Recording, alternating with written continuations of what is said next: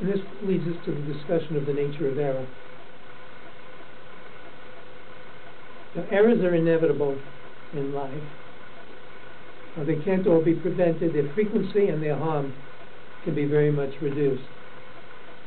And so it's worthwhile examining the structure of error. One kind of error is machine failure. And clearly, any kind of machinery fails sometimes. In good engineering systems, the probability of failure is very much reduced. But offsetting that is the opportunities for failure increase. So, for instance, in a nuclear power plant, modern nuclear power plants are very safe in the sense that they have backup systems, they have indicators. There are multiple ways of avoiding disaster. What undermines this is that as you increase the number of components, each of them may be increasingly safe, but in the aggregate, the probability of error may go up. There are just too many things that can break down. And when you look at the important failures that have taken place, for instance, in the spaceship that fell apart, this wasn't a question of high-level technology. It was a question of an O-ring, essentially a large washer.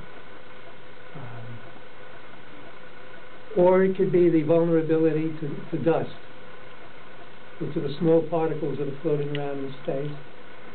And what we've done is we've started to clutter up space and turn it into a junkyard. Now, if you look at the junk in space compared to the total volume of that space, it's trivial. But a space vehicle is sampling a large volume when it's going rapidly around the Earth, or when the Earth is spinning rapidly under it. So once again, the principle is that a low probability times a lot of opportunity leads toward inevitability. And in a lot of these modern systems, disasters are less frequent, but when they occur, they're more disastrous.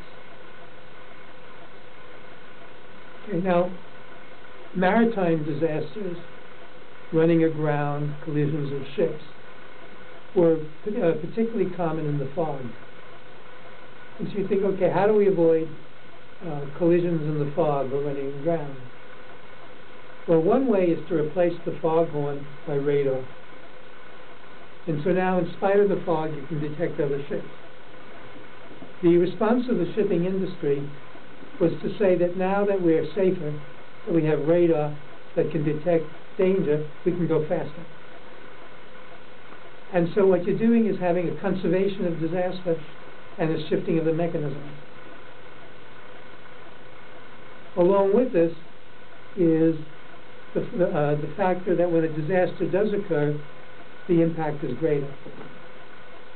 So the Exxon Valdez was a rather unlikely accident. But when it did occur, it laid waste to a large stretch of the Aleutian coast. So you'd have to ask the question, well, why do we have these giant supertankers? Part of the answer is that it's more economical than a large number of smaller tankers. Another part is that the consumption of oil is going up, so that more and more oil is transmitted over oceans. So there you would start thinking about reducing the shipping of oil.